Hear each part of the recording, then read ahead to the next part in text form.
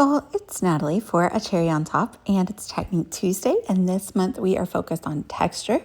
So I have added some gesso to this white paper. While it dries, I'm going to set it aside, and I have this cute little photo my brother took of my two boys and his son, and I'm going to use the new Legendary collection by Paige Taylor Evans for Pink Fresh Studio. So I am going to add texture to the striped paper. First, I'm going to cut the stripes all apart. So I decided to cut in the white space in between them. And then you're going to see me, I'm going to fit them in this embossing folder. But before I put them in, I'm going to give them a very light spritz with some water. Very light, not too much. It doesn't have gesso or anything on it, but that's to keep it from cracking. Sometimes the paper will crack when you run it through an embossing folder. And so the water should help that. And then just let it dry. I roughed up the edges of each strip, and I'm going to use those up the side of my 12 by 12 paper. And these are from the 6 by 8 paper pad by Legendary. So I did not add gesso on that left side of the page. And I'm going to do mixed media there down the middle. I'm going to use this circular, they're in a ball pit, so I decided to kind of go with circles. So I'm using this, my favorite matte texture paste from Ranger through the stencil. And before I remove the stencil, I'm going to add this Ken Oliver powdered pigment burst, and then I'm going to give it a little spritz, not too much. I don't want it to run, and I'm not going to use a brush on it. I like the pixelated way that the little ink powders kind of stay on the texture paste. Now, I'm turning it upside down and kind of putting it on another piece, and I'll use this as a background for a card. But you want to clean your stencil completely before you go back in again, or you'll get that green color on your palette knife, and then you'll get it stuck in your texture paste, and you don't want that. Unless you've already pulled texture paste out in a glob and have it on your mat to use, and you're not going to put it back in, that is also an option.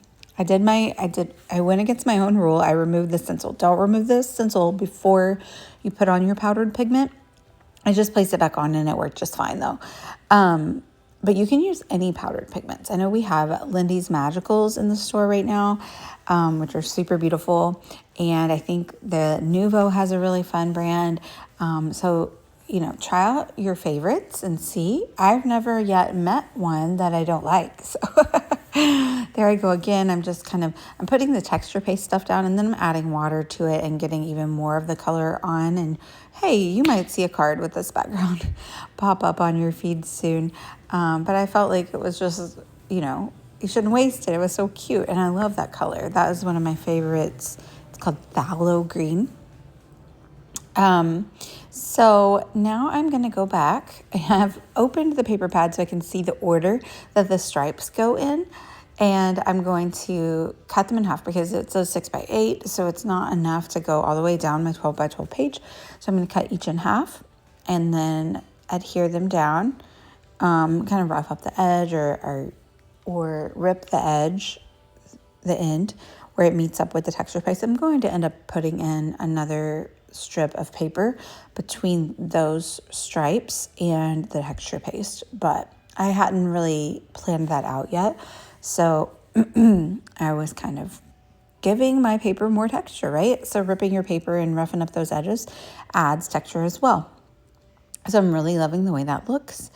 And I do think that next, I go and I'm showing you I have texture on these alphas. So these are the Jeff alphas from Pink Fresh Studio. And if you don't have a textured alpha, you can make one. You can cut any alpha, and then you can run it through the same embossing folder. And so then you would have the same texture mimicked on your alphas. That could be really fun too. The Jeff alpha has 2 cuts. And so I used that top one I used a plain cardstock for the textured bit. And then I used one of the pattern papers from the 6 by 8 pad for the background. Now I've just chosen that other numbered paper to go down the side here. I just liked the way that it had the same colors that the stripes were, but kind of reads as a solid piece of paper versus the stripes that have lots of white space in between each one. So I think that looks really nice butting up against the texture paste. Now I've gotten some adhesive on the photo, and I decided, you know what, not a big deal. I'm just going to put a sticker or something over that. So I I do plan on doing that. And I've got something else on his face I'm scratching off. But I go through and I put my cherry foam tape dots on the back, and then I stick it there. So I do have gesso and everything on the background. So those foam tape bits are very sticky. In fact, like, you better be sure that's where you want your item, but when you stick it down, because it's really hard to get up. So it does really well sticking to gesso. So I put all of my letters together now, and I'm going to kind of crowd them together. I want everything to be really overlapping because I don't want it to take up too much space, because the Jeff Alphas are a little bit large. But before I commit to sticking them down, I'm going to go through and I'm going to pull out this label sticker from the cardstock sticker sheet. It's going to be a little bit of an anchor.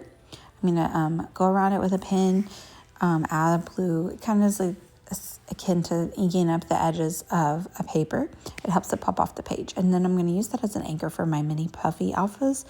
And so the whole title is going to be These Are the Good Old Days. Instead of Those Were the Good Old Days, These Are the Good Old Days. And they are. They were so cute. We took my nephew to this like dinosaur playground place for his birthday gift. That was his gift that we gave him last weekend.